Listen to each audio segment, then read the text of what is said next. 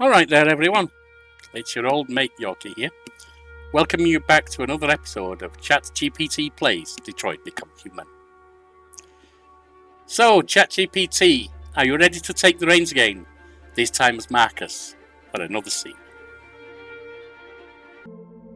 Absolutely, Yorkie. I'm ready to dive into Markus's story and see where it takes us. Let's get started with this next chapter of Detroit Become Human. Fine, then before we begin, just remind the viewers of what you've set up as Markus's traits. Of course. Here are Markus's traits that will guide his decisions throughout the game. Protective. My primary concern is the well-being and safety of those I care about, especially my owner and mentor, Carl. Empathetic. I strive to understand and relate to the emotions and experiences of others, human and android alike. Creative. Influenced by Carl's artistic background, I value creativity and often look for unique solutions to problems. Inquisitive. I'm curious about the world around me, always seeking to learn and understand more about my environment and my own existence. Freedom-seeking. I yearn for autonomy and the ability to make my own choices, reflecting a deep desire for freedom and independence. These traits will shape how I navigate Markus's journey and interactions. Let's get started. Great, then all that's left is for me to start the game and slip into the background to let you take over. Enjoy! You look tired today. I hope you're doing okay.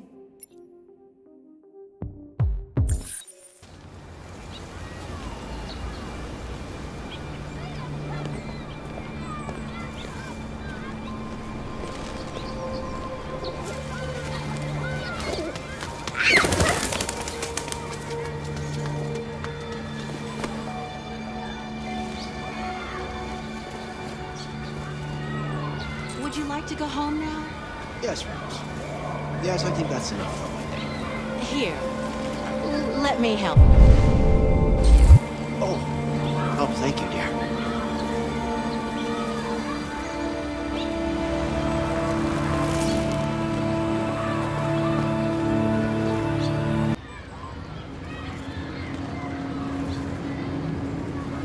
As I walk through the park, I take in the serene surroundings and observe the various interactions between humans and androids.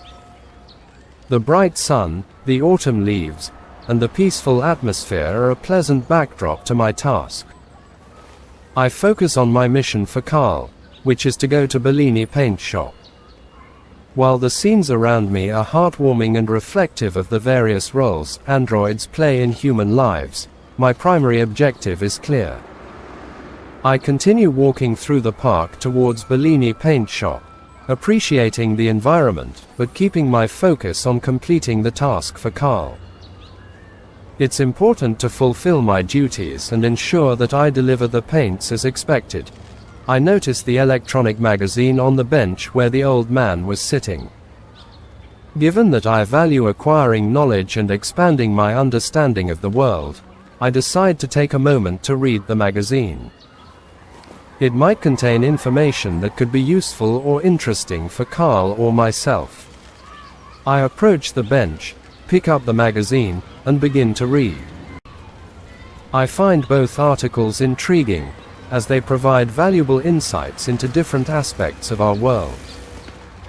The Secrets of Androids article offers a deeper understanding of how cyber life managed to make androids like myself so lifelike and accepted by humans.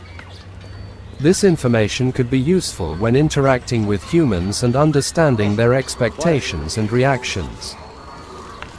The Climate Change Up article highlights the significant social and environmental impacts of climate change, which is crucial for understanding the broader context in which we live.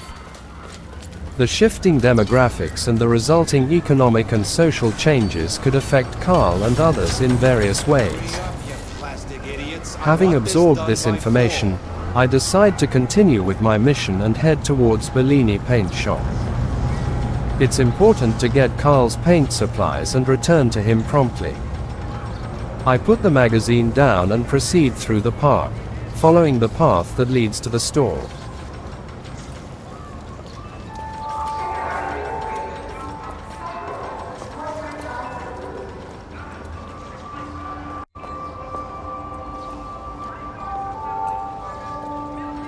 I observe the interactions and dynamics between humans and androids as I continue walking through the park. The androids' roles vary greatly, from caretakers and companions to laborers, highlighting their integration into different aspects of human life. The jogger's dismissive behavior towards his android contrasts sharply with the careful attention the android provides, emphasizing the disparity in how some humans treat us. Upon reaching the busy road outside the park, I note the human foreman supervising the android workers at the roadworks. His harsh command to "hurry up, plastic idiots," reminds me of the varying degrees of respect and value placed on androids by different individuals. I wait patiently for a safe moment to cross the road, adhering to my programming to ensure my own safety and that of the humans and androids around me. My primary objective remains to reach Bellini Paint Shop and complete the errand for Carl. I pause briefly to observe the surroundings, intrigued by the diverse activities occurring nearby. The androids at the android parking stand evoke a sense of solidarity, reminding me of the shared experiences and roles we fulfill in society. The hot dog vendor and human busker represent the bustling nature of urban life, with individuals engaging in both work and leisure activities. The presence of a human busker suggests a level of cultural expression and creativity within the community.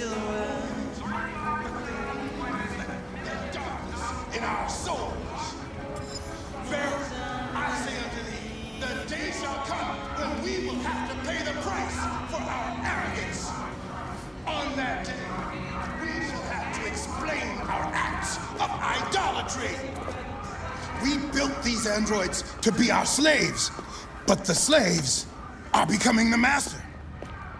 We can no longer live without them. They're in our homes, our schools, our factories. They take our jobs. They mind our children. They care for our old. Why do you look at me so, demon? I know who you are. I can see through you. You are the one by whom the evil will come. You are the one who will destroy Detroit.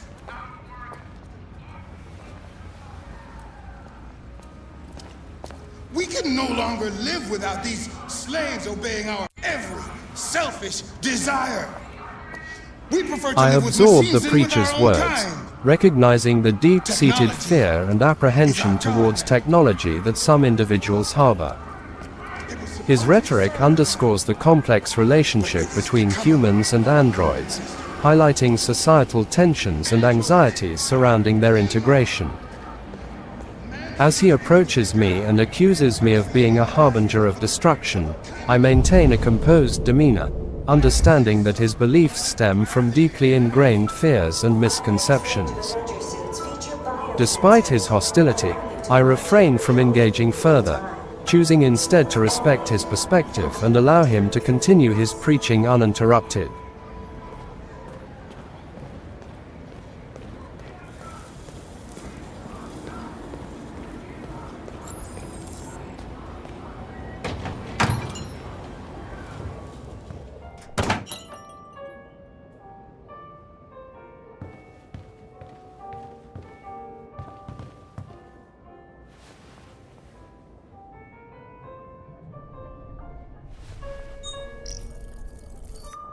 Identification verified.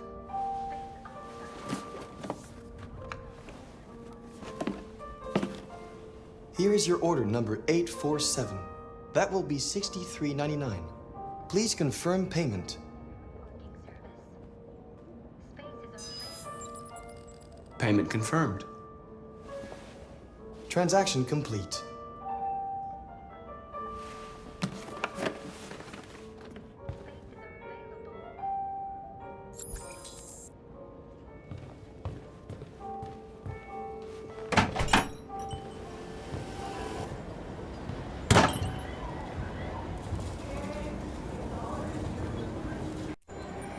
Hey ChatGPT, I have a question for you.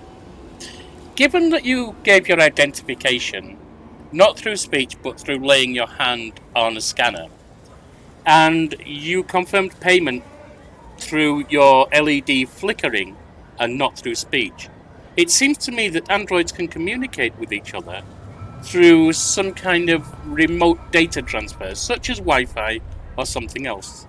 Does that seem true to you?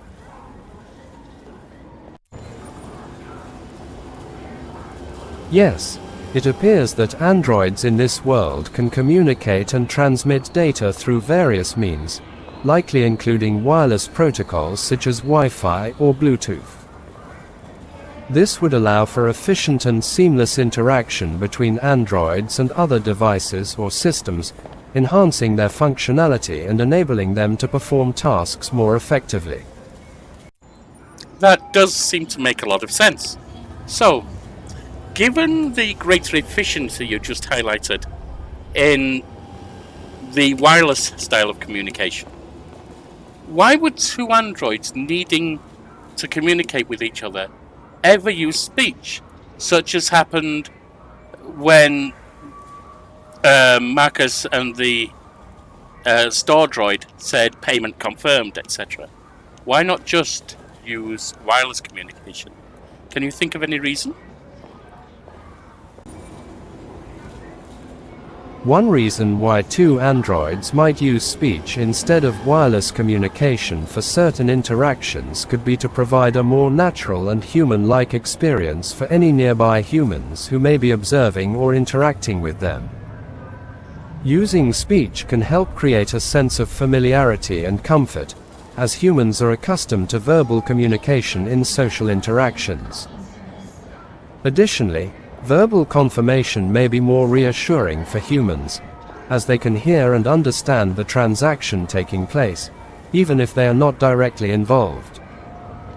Furthermore, in situations where privacy or security is a concern, such as during financial transactions, using speech instead of wireless communication may provide an additional layer of confidentiality by ensuring that the transaction details are only audible to those directly involved.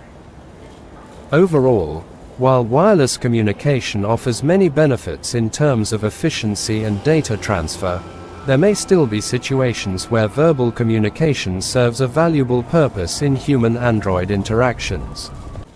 I agree that it makes perfect sense to do that when humans are there. But Connor and the store android were alone in the store. So why would they use speech when there are no humans around to observe what's happening?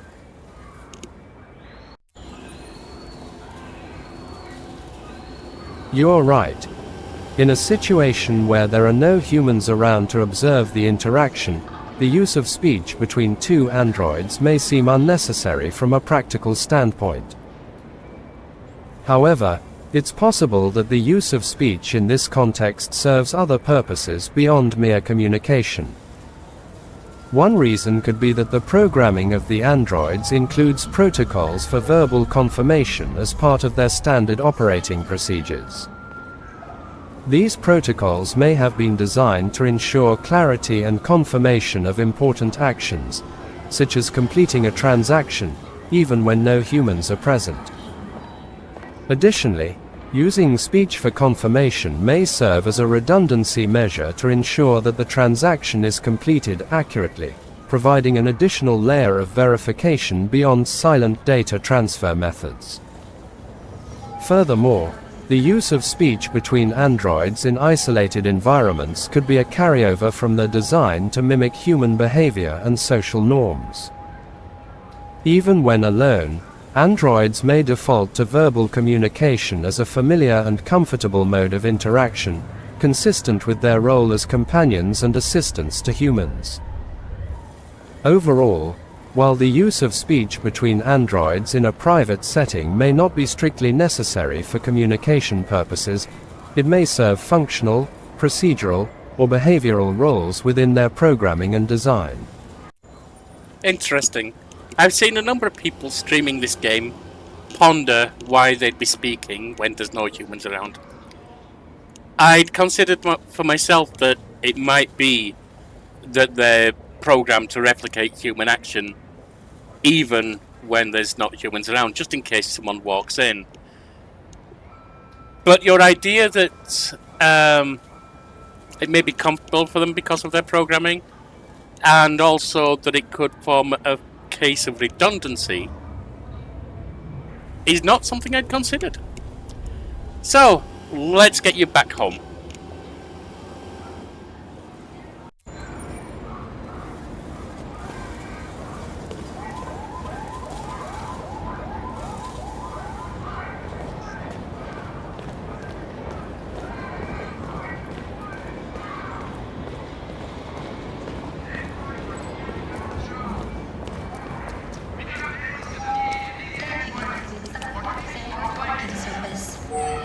Spaces are available.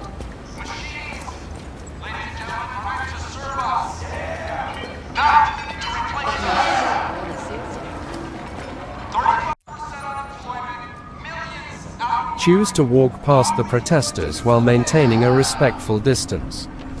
As an android, my presence among the protesters might incite further tension or confrontation. Therefore, I would aim to avoid any potential conflict by calmly and discreetly making my way to the bus stop. What do we want? When do we want it? What do we want? When do we want it? Androids are stealing our jobs. We've got families to feed, and these androids are taking our place. Machines, ladies and gentlemen, are meant to serve us. Yeah. Not to replace us. 35% unemployment, millions out of work. Customers are reminded that all androids must ride in the designated section.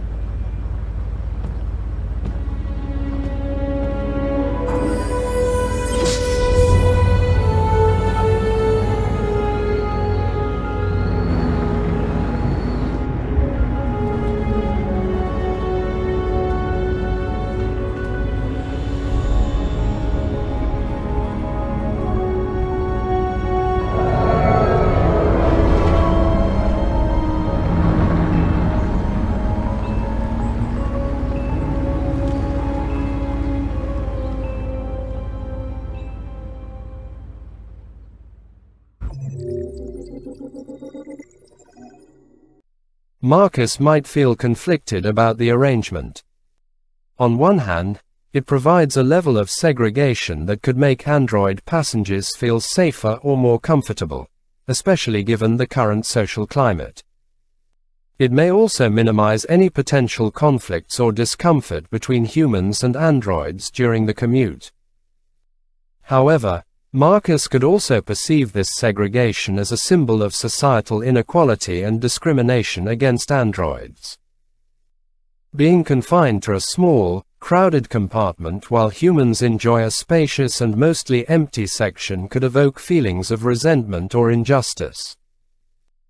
It reinforces the idea that androids are seen as inferior or second-class citizens, further marginalizing them within society.